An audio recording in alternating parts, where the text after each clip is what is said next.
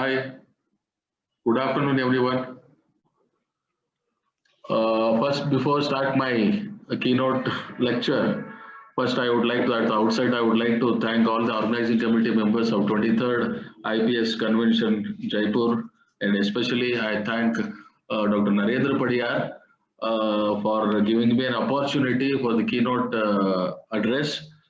So my the lecture on keynote is on prosthetic management of poor bridges, or rather poor foundation.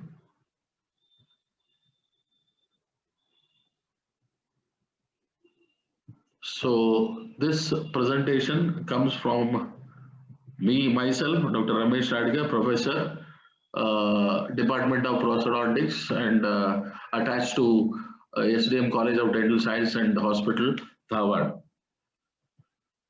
So to start with this keynote lecture on prosthodontic management of poor edentulous ridges, as you all know, the optimal outcome of complete denture treatment by a prosthodontist depends on the successful integration of the processes with the various oral functions of the patient, and also by the psychological acceptance of the dentures by the patient.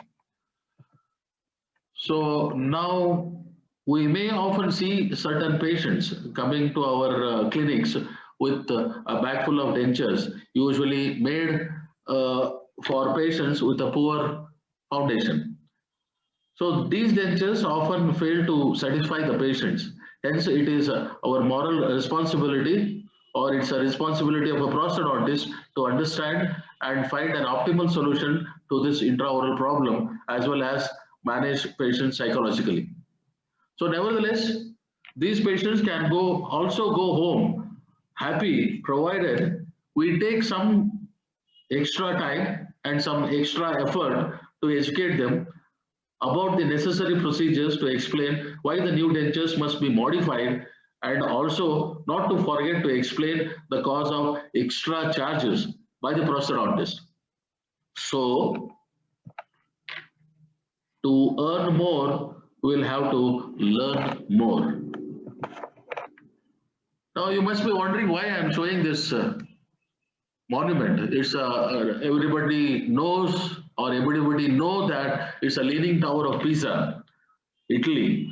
This historic building leaned towards one side and had a continuous and gradual increase in tilt, which reached nearly a 5.5 degrees in 1990, which was a result of unstable and poor foundation.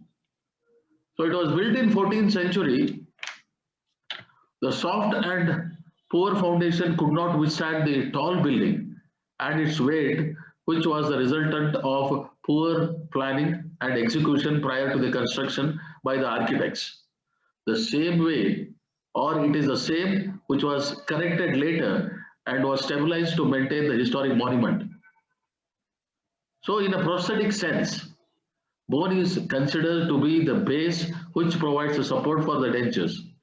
So in the physiological sense, it is an area where forces created while biting and chewing food are transmitted.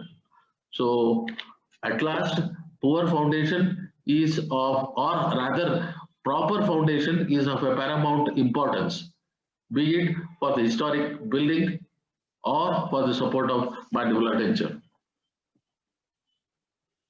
So quite often we say that we have, or the patient has got a poor foundation, poor mandibular foundation or maxillary foundation. What exactly it means and how to identify that it's a poor foundation.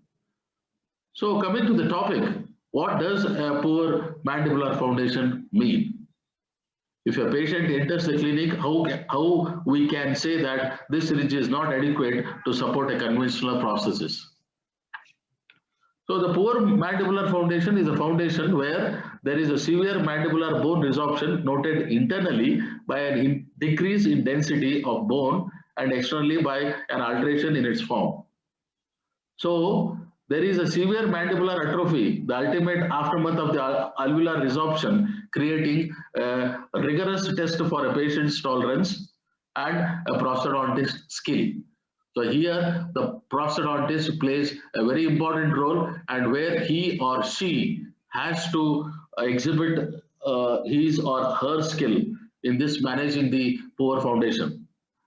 The problems including, among others, are the prosthetic retention and the comfort. So this in turn may affect the functional abilities. These functional deficits are amplified in the mandibular foundation because of less surface area. So to understand what a poor mandibular ridge is, it is important to understand that an ideal ridge means. So now an ideal ridge, the Gottschall defines the ideal denture supporting ridge as it should possess the adequate bone support for dentures, bone covered by adequate soft tissue, no undercuts or overhanging protuberances, no sharp ridges. Like that, he has mentioned about the 10 requirements to call it as a good support or good foundation to support the dentures. So now we can see in this picture, a poor mandibular foundation will be flat with the alveolar bone resorbed. Sometimes the genial tubercles come above the level of alveolar ridge. The overlying mucosa may be thin, and on palpation, if we apply slight pressure in the region of the mental foramen, the patient might feel pain because of the change in the position of the foramen, because of which the nerve comes onto the surface of the crestal bone beneath the mucosa. So when you speak about bone resorption or the alveolar ridge resorption, exactly which part of the bone is being resorbed here? The basic anatomy of the bone is very familiar to all of us. This hard tissue is made of two parts basically, namely the basal bone and the dentoalveolar bone, which houses the teeth. The dentoalveolar bone remodeling depends on the forces acting upon the masticatory function of teeth and forces acting upon the teeth, while the basal bone is influenced by the forces acting upon by the muscles of mastication. Hence, after the extraction, the dentoalveolar bone tends to resorb as there is an insufficient amount of force that is acting upon it from the teeth. While there are even undergoes loss of basal part of the bone after many years, since the muscles of mastication is not sufficiently used for the purpose of chewing by the edentulous patients. So now, what are the problems encountered with the poor mandibular foundation? What exactly we have to stress more on these such type of cases? So now we know that we have come across a patient with a considerable amount of loss of residual alveolar ridge. What are the problems we can expect as a prosthodontist to encounter as we start to proceed with the fabrication of the prosthesis? So the first is a poor ridge. Of course, the poor ridge is of a poor soft tissue attachment, flabby tissues, which can move around and displace our dentures.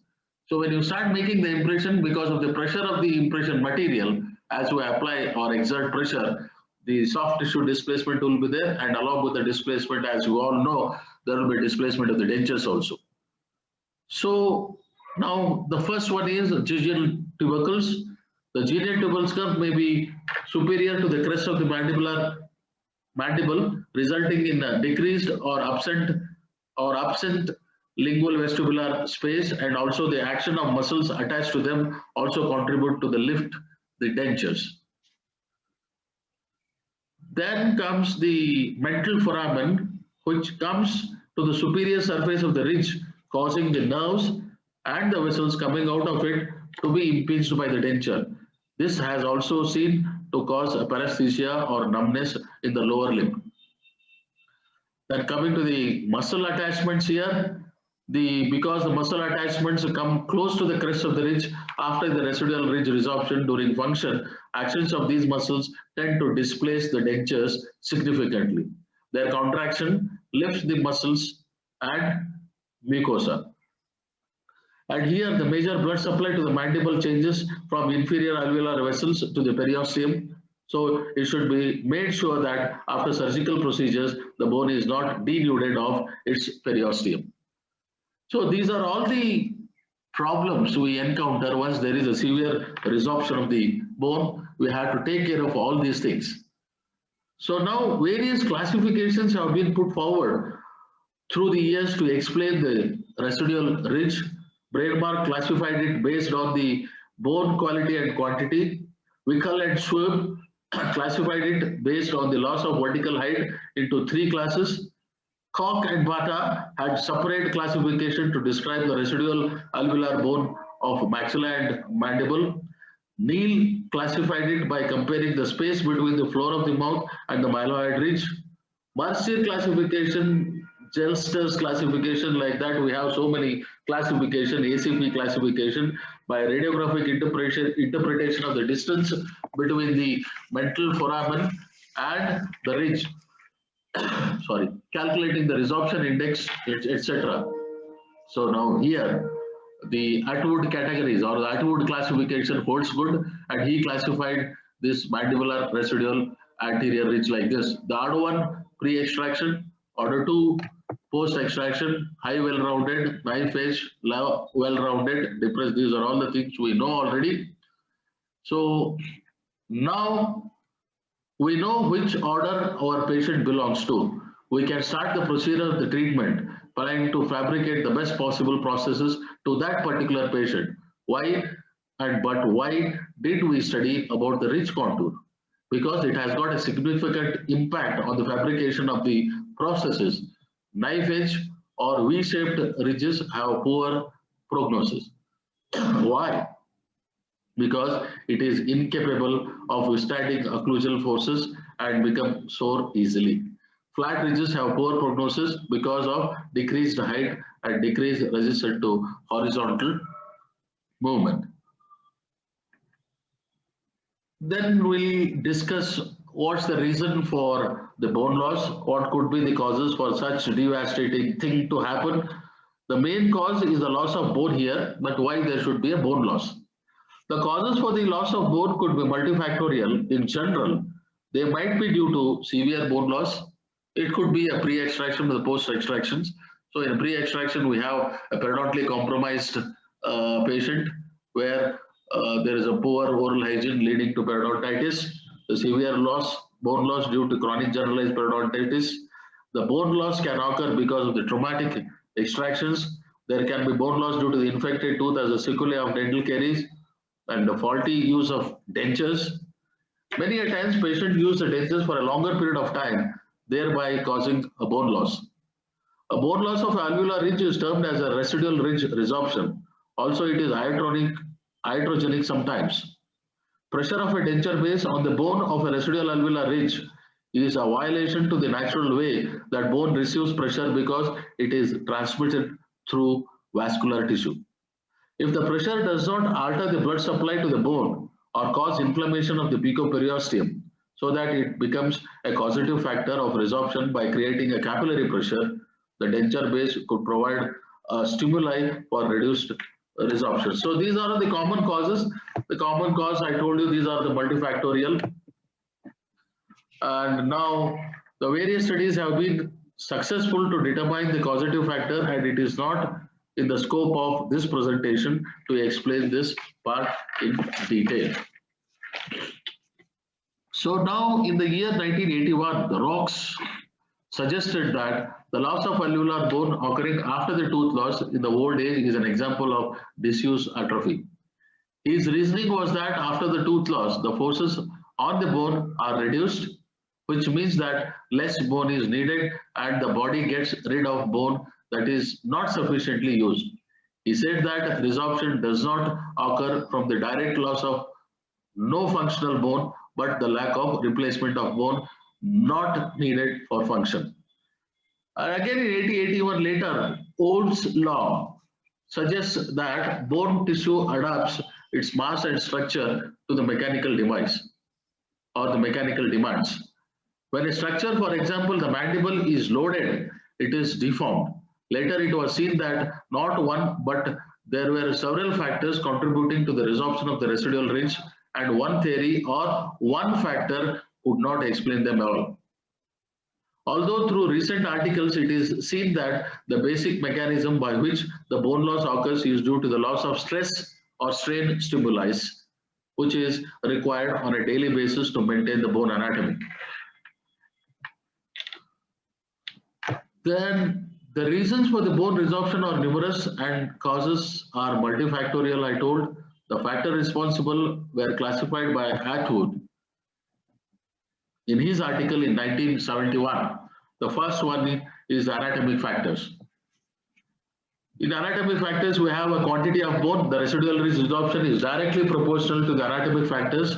More the bone, more the loss of bone.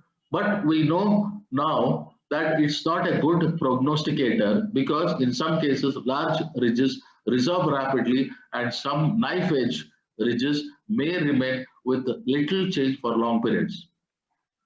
Then the quality of the bone, theoretically, if everything is normal, then denser the bone, slower the rate of resorption. Because there is no more bone to be resorbed per unit of time. However, the density at any given time does not signify the current metabolic activity of a bone, and it can be resolved by osteoclastic activity regardless of degree of classification. Then the metabolic, the first one was the anatomic factor. Then the second is a metabolic factor. Bone has its own specific metabolism and undergoes equivalent changes. At no time during life is static. It is constantly rebuilding, resorbing, and remodeling subject to functional and metabolic stresses. Metabolic factors include the multifactorial, nutritional, hormonal, and other metabolic factors which influence the relative cellular activity of the bone forming cells and the bone resorbing cells. There are four main levels of the bone activity. First one is the equilibrium, growth, and atrophy, then the resorption. So now here the local factors contributes much bone loss than systemic factors. It is found that some local biomechanical factors seen in periodontal disease could play a role such as endotoxin from the dental plaque, osteoclast activating factor, prostaglandins, human gingival bone resorption stimulating factor, and heparin and other possible factors. And probably from the main reason is the trauma from the ill-fitting dentures leading to a decreased or increased vascularity and changes in oxygen tension. This should be considered in the environment of the systemic factors that influence the balance between the formation and the resorption. In some patients, though unfavorable local factors are present, there would be a natural resistance to resorption due to systemic balance. The functional factors here. The functional factors include the frequency, intensity, duration, and the direction of forces applied to bone, which are transferred onto cellular activity, resulting in other bone formation or bone resorption. When force within certain physiologic limits is applied to the living bone, that force, whether compressive, tensile, or shear, brings about remodeling of the bone through a combination of bone resorption and bone formation. The exact mechanism, how it happens, is unknown.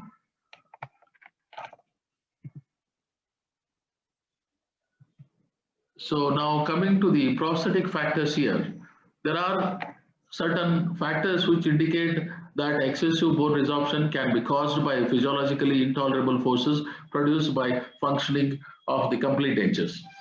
So inherent denture factors or the occlusal forms of the teeth. So as you all know, we have the different occlusal forms, anatomic, semi-anatomic, and a non-anatomic or a monoplane teeth. So definitely when you use in the poor mandibular or poor ridges, when you use the anatomic teeth or with the cuspal inclination, that is because of the loss of lateral oblique forces which tend to resorb bone again. And the deformation of the denture basis also. So when the patient uses the such type of dentures for a prolonged period of time with the deformation of the denture bases, which are ill-fitting rather, so because of the instability, the pressure or the forces will be directed onto one local area and it forms or it gives rise to resorption of the bone. And here nowadays the material with which the denture teeth are also made, and as we all know that the acrylic teeth are more used here now again, rather than the ceramic or a porcelain teeth. So definitely the ceramic or a porcelain teeth are not used because they directly transmit the pressure over the residual alveolar ridge and causes the increased rate of resorption. So these and even the reduced vertical height or with the increased vertical height also there could be causes for the resorption of the bone. And some of the dietary factors during edentulousness, the nutritional requirements are not met with the proper attention. Hence, there will be deficiency of the same, and this will affect the residual ridge resorption. So, although it was seen that the physiologic stress or the strain was essential to maintain the anatomy of the residual bone, it is also true that the osteoclastic bone resorption in the residual ridge depends on the intensity of the mechanical stress applied to the denture. So in recent articles also too, it was seen that the intense mechanical stress can cause microangiopathies such as inflammation or hyperemia in the denture foundation. So in the bone remodeling process, the appearance of the osteoclast coincides with the blood vessel invasion. Even dentures can produce ridge resorption if the stresses of the mastication are not evenly distributed by the denture throughout the surface of the mandibular ridge. Denture materials with a lower compressive stress would permit a wider dispersion of pressure forces and absorption of the impact forces which are involved in the functional and parafunctional movements. Therefore, stress distribution to the denture foundation could prevent ischemia, which in turn prevents bone resorption.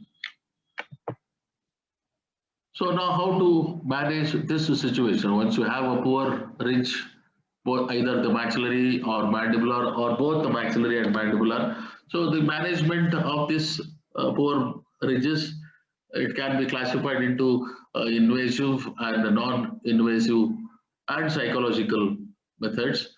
So we are basically being a prosthodontist, as a prosthodontist, we are basically more interested in a non-invasive or a conventional method because as a prosthodontist, we don't believe in bloodshed.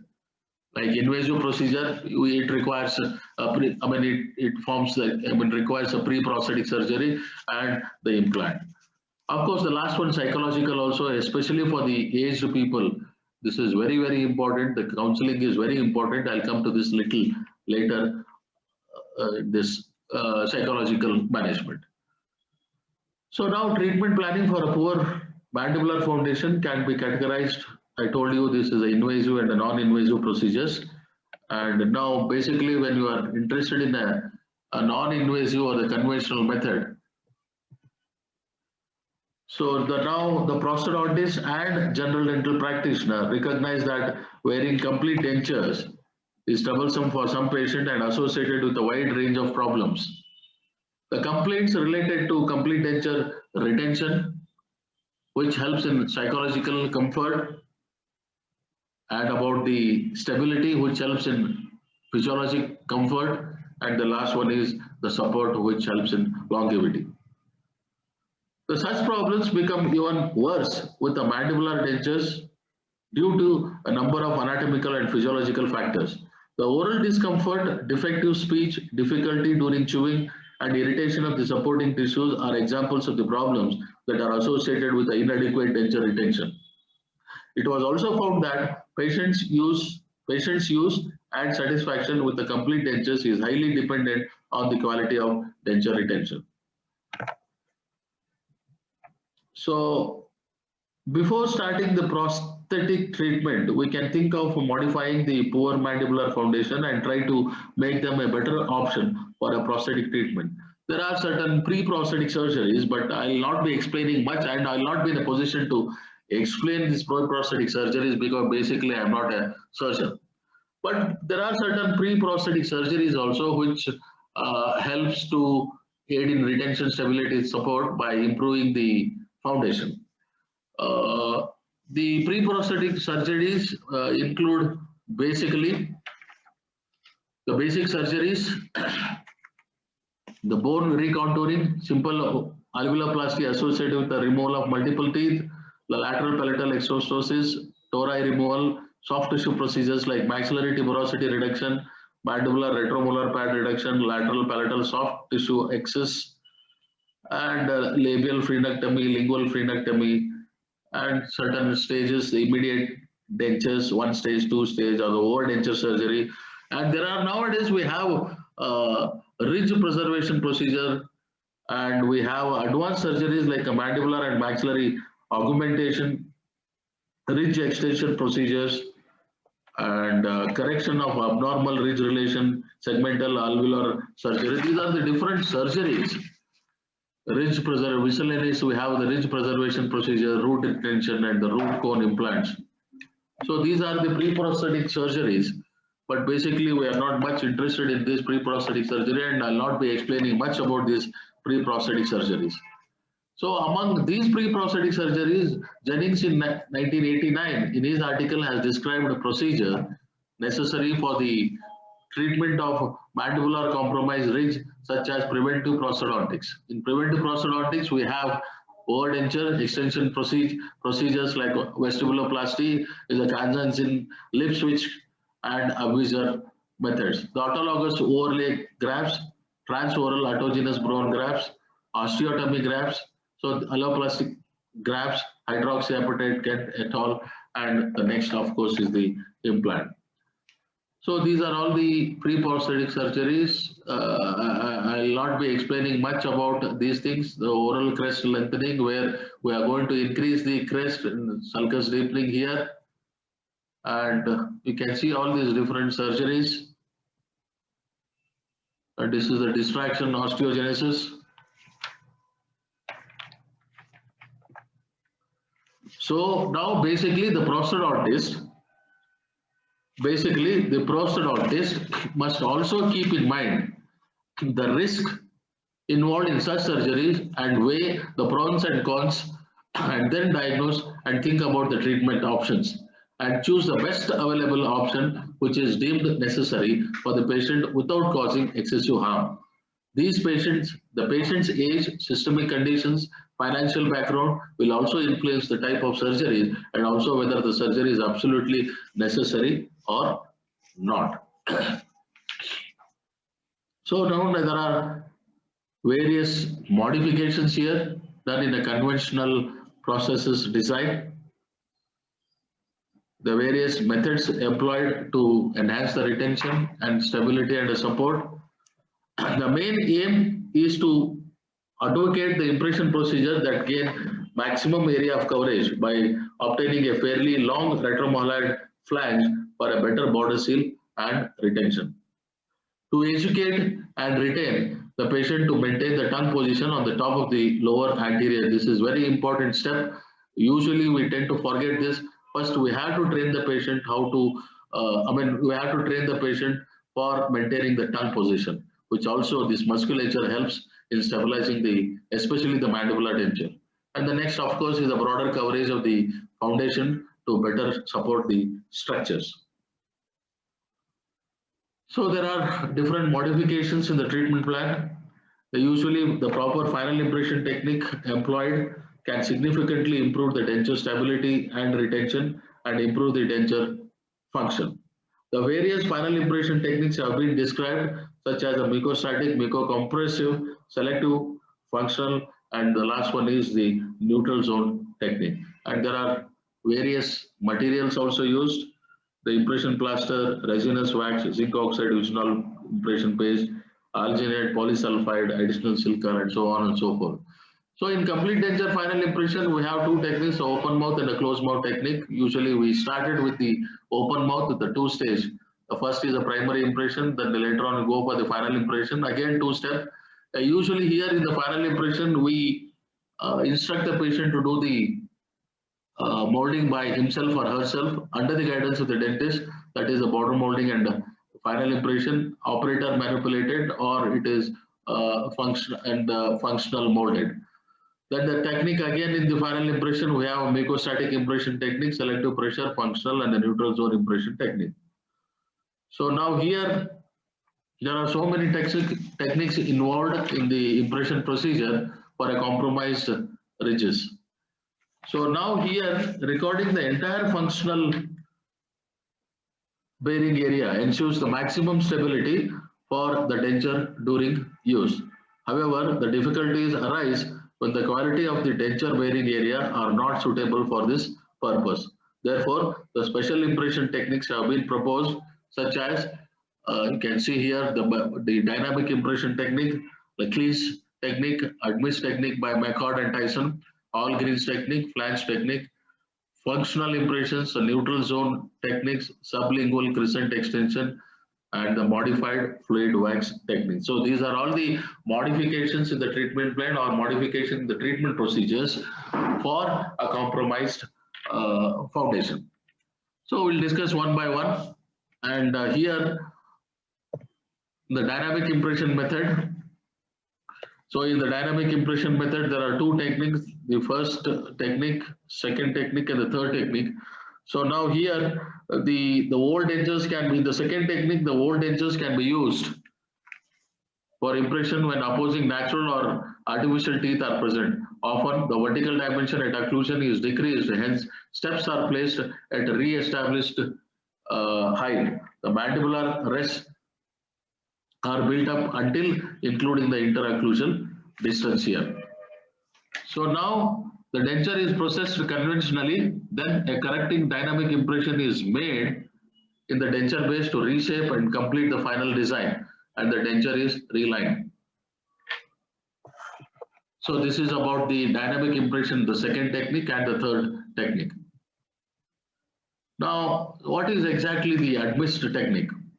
Proposed by McCord and Tyson, the impression compound and green stick compound are taken in the ratio of 3:7 parts by weight, is placed in a bowl of water at 60 degrees Celsius and kneaded to a homogeneous mass that provides a working time of about 90 seconds. This homogeneous mass is loaded onto the tray after wax spacer is removed, and the patient is made to do various tongue movements to record the borders. So this is the Admits technique proposed by McCord and Tyson. And the all-green technique is in this technique. The mandibular secondary impression is made using a green stick tracing compound. The green stick compound is kneaded to a homogeneous mass and was loaded on a special tray, and border movements were done. The final impression is made using a zinc oxide eugenol paste. So here the green stick has got a closer affinity towards the tissues, so that the adaptation is better.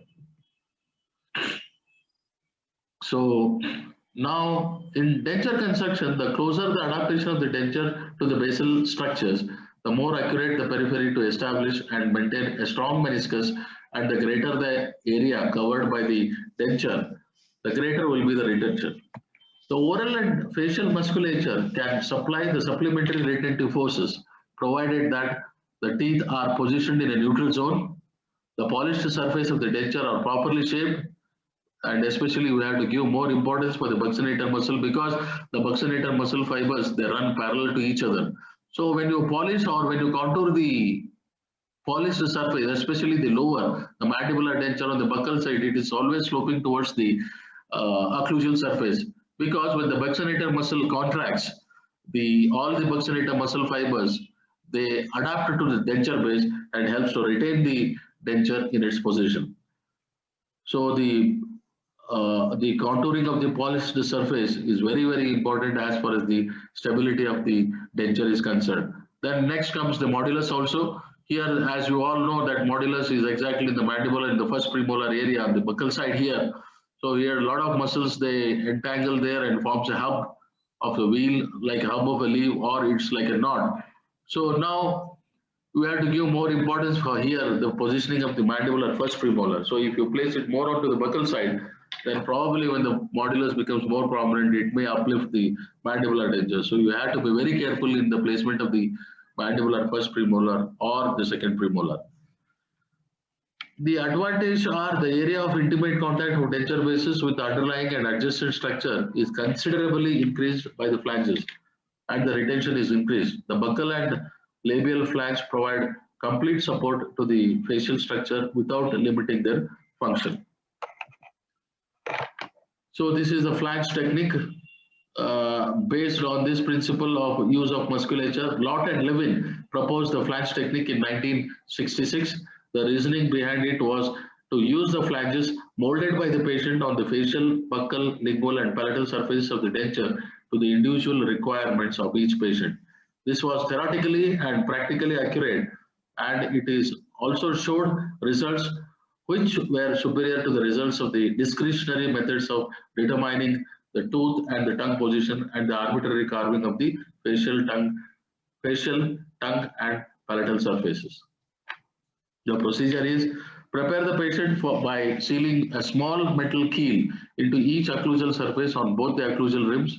A keel developed for this technique is a small elongated metal ellipse 1 inch long and 3/16 of an inch wide, with a similar ellipse in the center lengthwise on the undersurface of the first at right angles to it. Then it is embedded each keel flush with the occlusal surface of the occlusal rim and in the center of it both anteroposteriorly and transversely, and as nearly as possible exactly opposite to one in the opposing occlusal rim. So now here coat the occlusal surface with a little petroleum jelly and insert the occlusal rims in the mouth.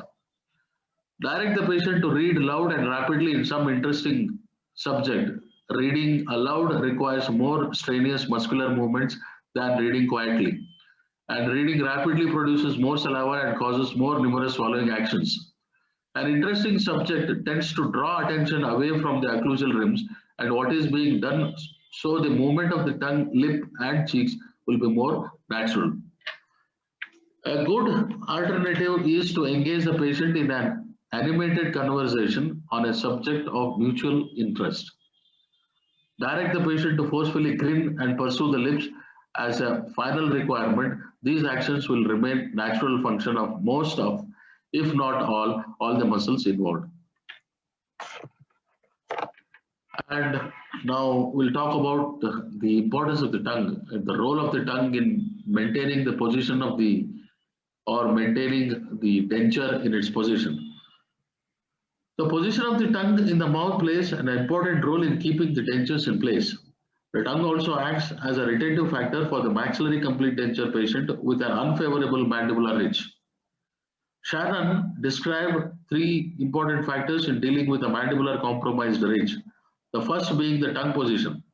The ideal tongue is forward and resting on top of the lower anterior ridge when the patient casually opens the mouth. Such a position will effectively form a lingual border seal. A retruded tongue makes it almost impossible to establish this seal. The activity of the lips and cheeks on the labial and buccal surfaces of the mandibular denture functioning concomitantly with a delicate lingual tongue contracts plays an important role here in retention. The production of this sound, E, as in the word knee, helped to retain the patient to use the tongue and buccinata muscle to retain and stabilize a new mandibular denture. Coordinated muscle activity is developed, or it was developed with the use of phonetics to teach the patient how to improve the retention of a new mandibular denture. Then, of course, we all know about this neutral zone concept. So with this neutral zone approach to complete denture, the procedure is reversed. The individual trays are constructed first. These trays are very carefully adjusted in the mouth to be sure that they are not overextended and remain stable during opening, swallowing, and speaking. Next, modeling wax compound is used to fabricate occlusal rims. These rims, which are molded by the muscle function, locate the functional or the patient's neutral zone. After a tentative vertical dimension and a centric relation have been established, the final impressions are made with a closed mouth procedure. Only when the final impressions are completed are the occlusal vertical dimension and centric relation finally determined. The moldable material used to locate the neutral zone also determines the shape of the arch and angles and contours of the body of the denture. These 3 entities are determined by the size and function of the tongue and the action and tonus of the lips and cheek. So you usually say that when you arrange the teeth, it has to be always in a neutral zone. So this neutral zone concept plays a very important role as far as the stability of the denture is concerned. So when you arrange the posterior, especially the posterior teeth, we tend to say that, or usually we say that the teeth should be always arranged in a neutral zone. So what is this neutral zone? Neutral zone is a zone of equilibrium where the tongue muscles from the lingual side and the lip and cheek muscles from the buccal side, they are at a minimal tonic contraction.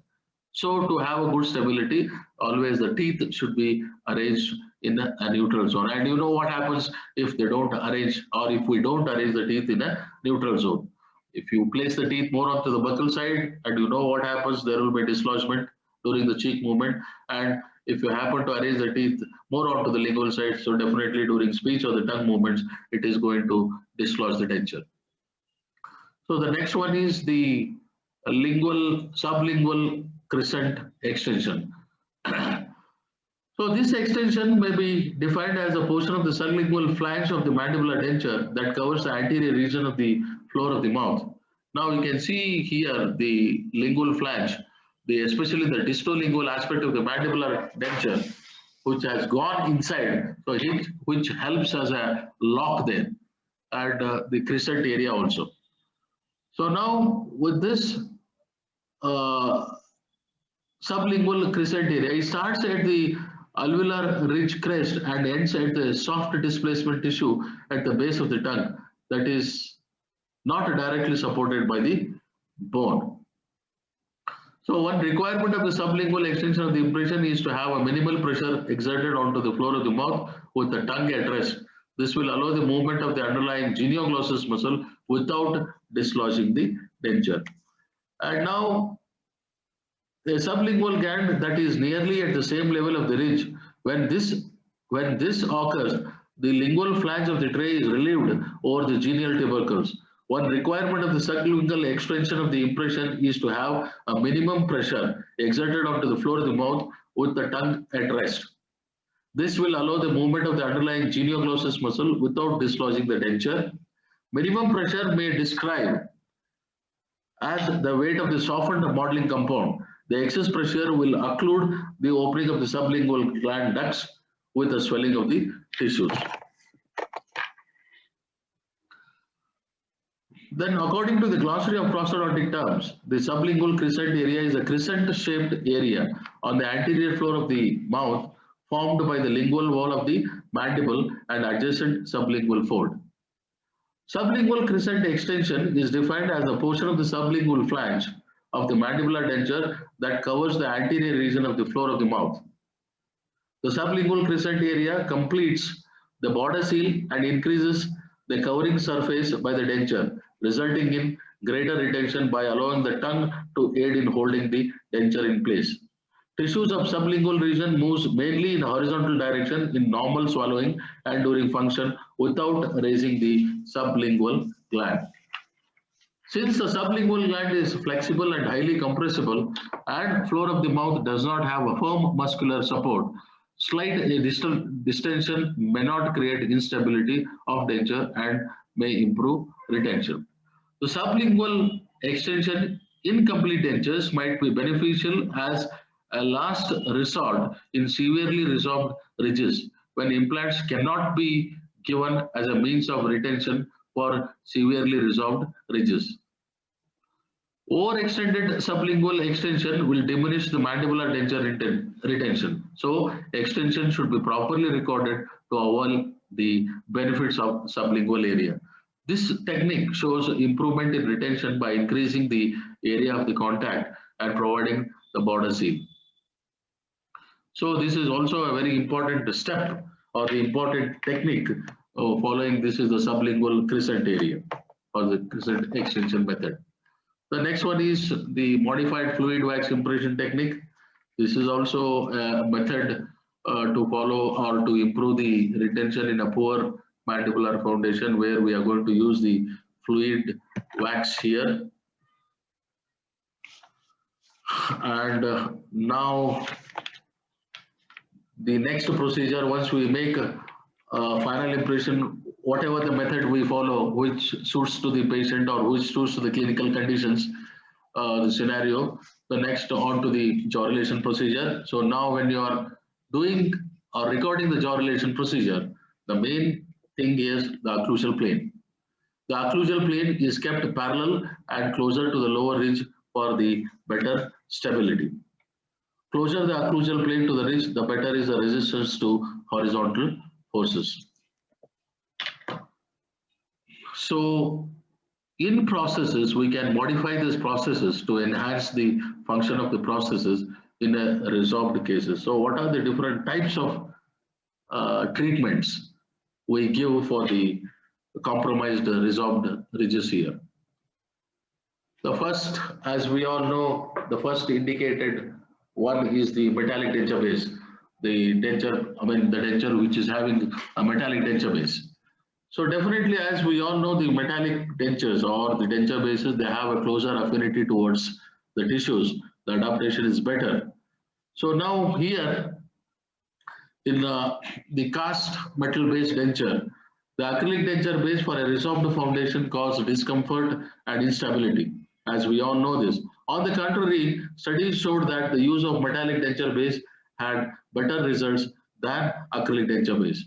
The weight, design, adaptability, and inherent strength met the patient's special needs.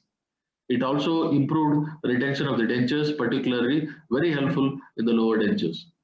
So the conventional technique here, as we all know, this once the final impression is made, we have a master cast, that is with the spacer wax applied with the stops placed here, and now there are different types of wax also available now. Now, regularly when you want to fabricate a metallic denture base, in the olden days, we used to have the casting waxes. So when we want to use the casting waxes, then we have to duplicate this cast, make a refractory cast, and then your wax spacer has to be, wax design has to be adapted over there, and then sprue attachment, so on and so forth. Now we have the latest material is the Leva wax, which is light cured one. So with that Leva wax also, you don't have to go for the duplication and other things also. You don't have the refractory cast itself. So now this framework is ready. Once the framework is ready, it has to be sprued and then casted. Once the trial denture is invested, the denture is finished and polished. During this time of a final placement, the acrylic resin between the tissue bearing surface and the surface, we have to see about the acrylic there. Now we can see the metallic denture base is also which is ready. We can do the try-in there, and then usually we start with the tentative jaw relation and so on and so forth. So the next one is we have a CAD/CAM milled dentures. So here from the preliminary cast, maxillary and mandibular custom trays were fabricated, border molding was performed, and the light body additional silicone impression is made with a selective pressure. And now the resulting definitive cast. So once the maxillary and mandibular record bases were fabricated, then as usual we go for the tentative jaw relation, and then vertical dimension of occlusion and the rest is established, determined, confirmed by the phonetic assessment. Maxillary and mandibular denture teeth were arranged in a bilateral balanced occlusion and evaluated intraorally. And now here subsequently the fabrication of a 3D printed cobalt chromium metal base covering one half of the retromolar pad and 3 mm short of the future denture flange extension was done. So now after 3D printer, it is finished and then electro polished for 30 minutes at 9 volts at 49 degrees Celsius.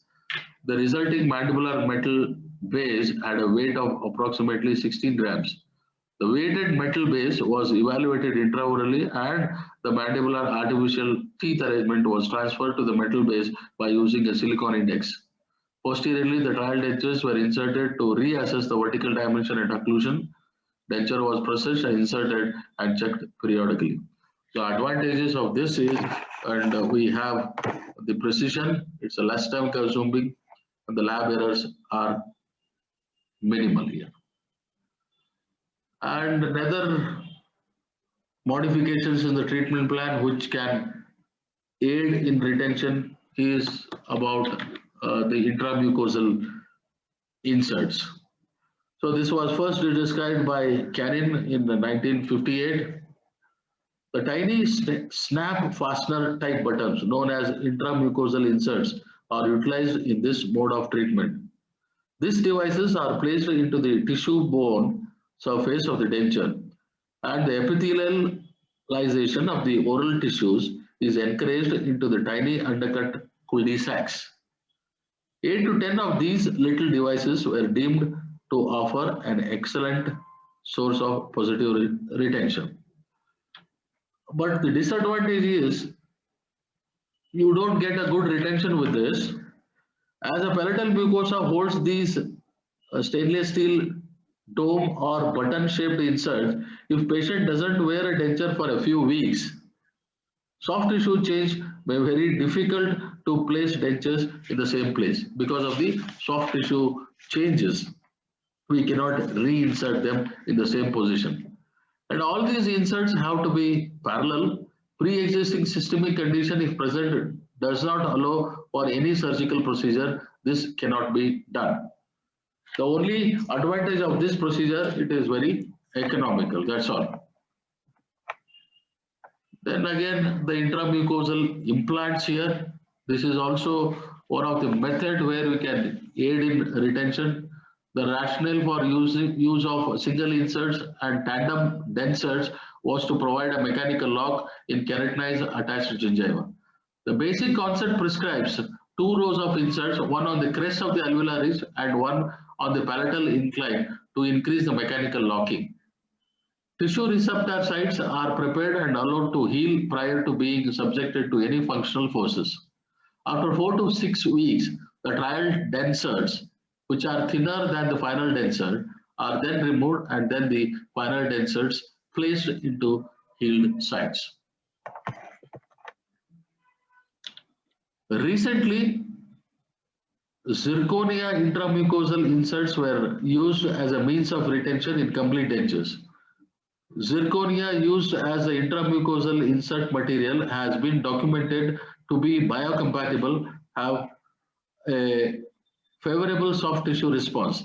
This intramucosal inserts acts as a mechanical retentive aids utilizing the soft tissue undercuts, thereby reducing the denture's dependency on peripheral seal. Then the flexible acrylic resin with the flexible lingual flanges. The use of flexible acrylic resin lingual flanges in the construction of the mandibular complete denture resulted in improved denture retention. The hypothesis that there was no significant difference in retention force between the mandibular dentures of conventional construction and mandibular dentures constructed with the flexible acrylic resin lingual flanges was therefore rejected. The aim of this study was to compare the retention of a conventional mandibular complete dentures with that of mandibular complete dentures having the lingual flanges constructed with the flexible acrylic resin, that is Versacryl. The study sample comprised 10 completely edentulous patients. Each patient received 1 maxillary complete denture and 2 mandibular complete dentures. 1 mandibular complete denture was made of a conventional heat-cured acrylic resin, and the other one is with a Versacryl material. The digital force meter was used to measure retention of a mandibular denture at delivery time or the insertion time and at 2 weeks and at 45 degrees following the denture insertion. The results showed, the analytical analysis showed that at a baseline and follow-up appointments, the retention of the mandibular complete dentures with flexible lingual flanges was significantly greater than the retention of the conventional mandibular denture. Then the next comes the ideal denture base would continuously adapt to the mucosa and then should be flexible. However, it also has to support the teeth during function and thus should be rigid. So now the liquid supported denture. This is also one of the type of denture which helps in retention because of the close adaptivity of the denture base, and in between we have the liquid. So now the disadvantage of this is the mobility of the denture during the mastication, and the leakage of the fluid also, which loses finally the retention.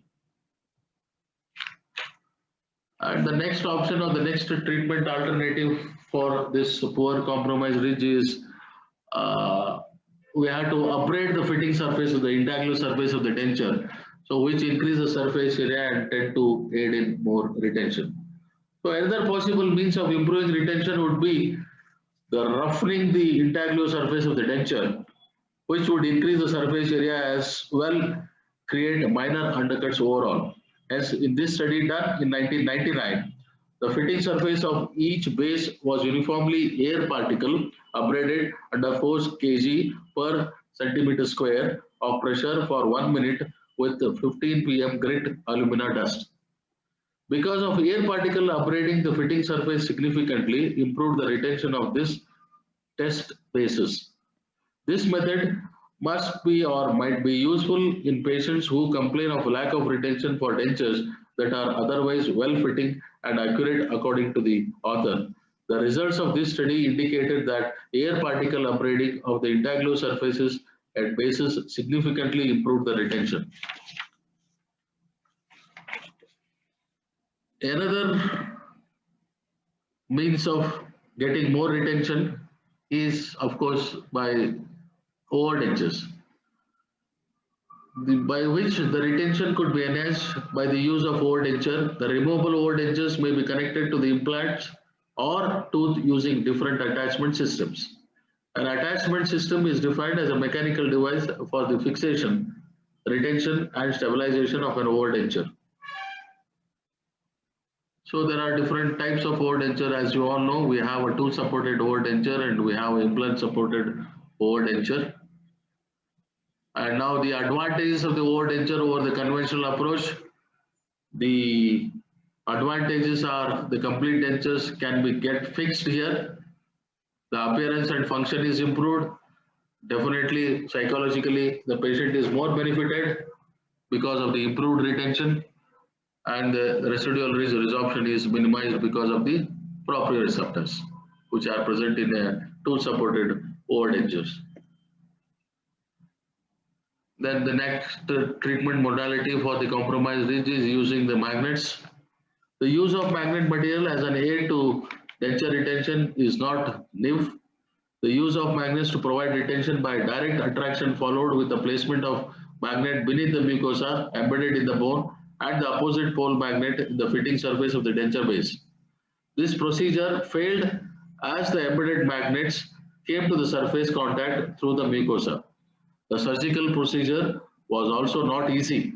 Generally, several attempts were made to apply magnetic force to help making processes, but only when the rare earth cobalt samarium magnets were developed has they received the adequate attention. The small size in connection with the comparatively strong force made this idea very attractive and useful in prosthodontics. The samarium cobalt is the best known and most widely used in dental application. It delivers twice the magnet field strength of previously used Alnico and platinum cobalt magnets. In addition, the magnetic overlay dentures are often used in conjunction with osseointegrated implant systems. Mandibular staple implants, subperiosteal implants, and bar splinted overdenture attachments that have been decoordinated after endodontic therapy. The simplicity and ease with which rare earth magnetic retained prosthetic appliance may be fabricated has contributed to their rapidly expanding popularity. So these are the different types of dentures used with the help of magnets. The case report described the prosthetic rehabilitation of a young patient with a total anodontia, which is a rare event in contrast to partial anodontia. This enhanced retention and stability of the dentures by the magnets. The next other modality is the miniature suction cups. Can be incorporated by using either chairside acrylic based soft liner or silicone based permanent heat cured soft liner. The new set of conventional complete dentures were first fabricated following the routine steps. Usual steps are followed and the dentures are fabricated. Additional care was ensured so as to retrieve the master cast intact at the time of deflasking. This is very important here. The master cast should not be break or broken. It has to be intact. The intaglio surface of the mandibular denture was reduced by uniform depth of 1 to 2 millimeters, leaving 2 millimeters of intaglio surface intact from the height of denture flange to maintain the peripheral seal. Now, specially designed burr of a specific dimension was customized and casted to punch holes or the holes of uniform geometry on the mandibular master cast. Punch cuts were kept apart at least by a distance of 1 to 1.5 millimeters. Reflasking of the mandibular cast with the punched holes was carried out after seating trimmed denture onto it, as done in relining procedures. Adhesive was applied on intaglio surface of flasked denture and was allowed to dry for 1 hour as given in manufacturer's instructions. Followed by this, Moloplast B, which is a heat-cured permanent silicone-based soft liner material, was kneaded and packed onto the intaglio surface of the flasked lower denture. The denture was placed in fungicide solution. So these suction cups, as both the maxillary and mandibular dentures are placed onto the residual alveolaris, and when it is compressed with the pressure, these cups they create a suction inside and used to create a suction chamber or the negative pressure inside and helps to retain the dentures in position. In other words, helps for the retention. The next alternative option is the telescopic dentures. So and again, we have many types in this telescopic denture, tooth supported and implant supported. Here we have a cylindrical crowns, conical crowns, a resilient design, and the modified designs. The advantage is we have a good retentive stabilization, great retentive force result from the fitting and extensive contact between the surface of the inner and outer crowns. So now here, the next was the CAD/CAM dentures. These are the recent developed areas of interest. The CAD/CAM dentures are recently the most interesting topic of the study for removable or fixed dentures. Their use has exponentially increased in the recent years owing to its ease, precision, and time-saving over dentures or time-saving procedures. The frequent technologies that are adopted in dental practice are the selective laser sintering, that is SLS, the stereolithography, inkjet-based system 3D printer, used deposition of modeling, FDM, to name a few. Then the occlusal, as usual procedure, the occlusal vertical dimension was measured using the conventional techniques, and an occlusal vertical dimension reference was fabricated using a wooden tongue depressor, which was kept aside. And this bite registration also has been done with a computer-aided milling. So now, once the dentures are ready, there are various studies such as done by Han et al., Steinmetzel et al. Show that the retention offered by the computer-aided designing and milling was significantly higher than that offered by the conventional heat polymerized denture bases or complete denture processes.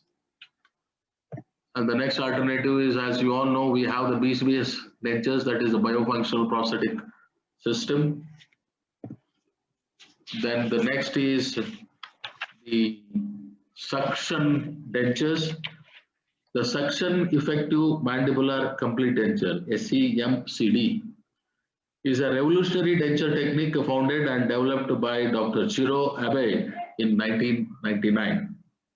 This technique uses the soft tissues, that is the tongue, buccal mucosa, sublingual tissue, to seal the entire length of the mandibular denture and provide more support for the denture. This creates a stronger seal and a complete suction that keeps the denture firmly in place. The suction effective mandibular complete denture is ideal for patients with the abnormal mandibular ridges or those who cannot afford full dental implant treatments. Indications: experience loose fitting dentures, a constant need for denture adhesive, planning to get new dentures that are not loose or require fixing. Important feature to be noted is that BTC point, buccal mucosa, tongue side wall contact, which is recorded during the final impression procedures. Then again, the next alternative treatment or the option is ultra suction dentures. The Biomedics NZ Limited, a New Zealand-based company, claims to have invented a new type of denture, one with a better seal and with a less undesirable effects such as shrinkage of the gum. The system relies essentially on surface tension to keep the denture in place. And so once the different options has been given to the patient depending upon the clinical conditions, now the most important thing is about we go for the teeth arrangement now. So definitely badly arranged teeth may set a denture rocking. So now the badly arranged teeth may also cause the denture to rock in a poorly resolved mandibular ridge. As the mandible resolves, the crest moves forwards and downwards and laterally. Then the importance to the tooth placement, where exactly you have to place the teeth, and to maintain aesthetics and minimize the undesirable leverage actions now. So now here the average 5-year reduction of the occludal vertical dimension for 45 patients was 3.2. So like that we have a weighted dentures also, because of the weight also sometimes the dentures is going to rest on the residual alveolar ridge. The effect of tooth anatomy on ridge resorption is 2.8 millimeter for the anatomic group, 3.2 millimeter for the semi-anatomic group, and 3.6 millimeter for the non-anatomic tooth.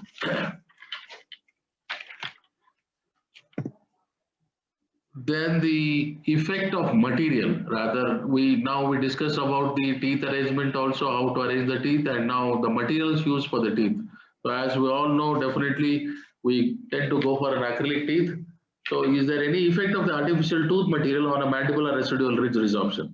In this study, the porcelain anatomic teeth and acrylic anatomic teeth were compared. Although the pressure causing the resorption might still be an important, if as an unproven factor, the unconclusive results of this study supported the opinion of Shari, who was stated that the forces necessary to deform the teeth and thus to bring into play the dampening factor of acrylic resin are greater than those used by the patients. Moreover, it was remarked in Neil and Nade's textbook on complete denture prosthetics that the result of masticatory forces on different artificial tooth material is distributed to denture base, which is made of the same material in all cases.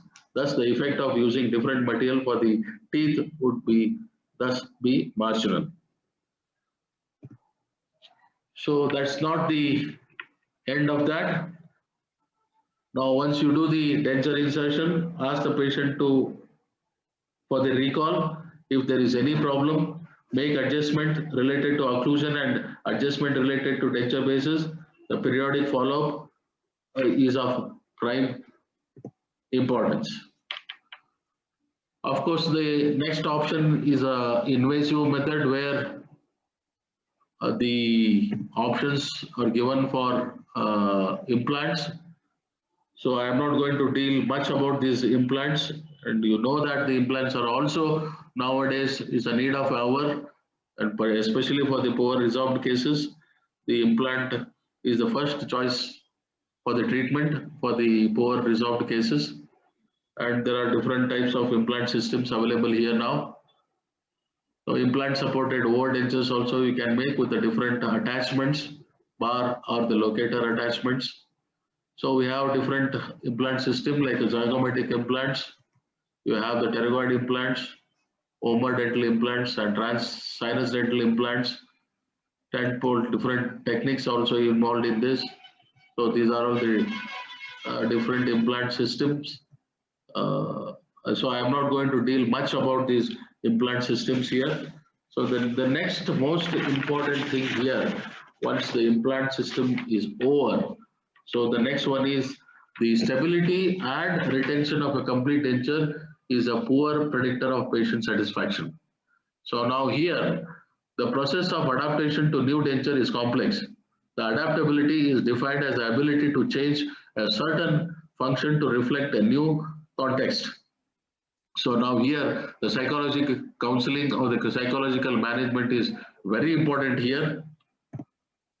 Now we can see the complete denture automatically improves the patient confidence and builds self-esteem as it restores the overall facial contours and lip position. This itself improves the psychology of the patient who has been edentulous for a certain period of time. As seen in the picture, there is a marked facial collapse due to the edentulousness and loss in the vertical dimension due to the severe bone resorption. This is changed and the patient tend to look more younger. Informing the patient about their improved in appearance and boosting their self-confidence in itself motivates the patient to wear the complete denture to which the oral environment adapts ultimately and further increases the comfort and stability of the dentures. So now the ultimate goal is achieved. The denture is already in the patient mouth. Successfully it is retained here now. Now to summarize, the improved performance of the prosthesis plays a very important role in providing psychological comfort to the patient. When function and aesthetics of the patient is improved, there is a significant improvement in their quality of life. So even I would like to say some few words about the prosthodontists here. Even the experienced clinicians know fully well that is not possible to completely satisfy all the needs of the edentulous patients, even with a well fabricated prosthesis. There is a wide range of variation seen within the community as regards to the needs, expectations, and responses to the treatment. Before initiating treatment, it is therefore essential that the dental surgeon provide all patients with sufficient information regarding treatment options and the expected outcome of each. This allows them to make adequately informed decisions regarding their needs. So these are all my references.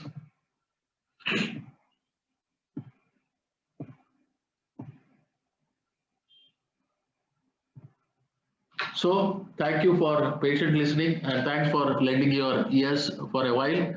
So thanks a lot.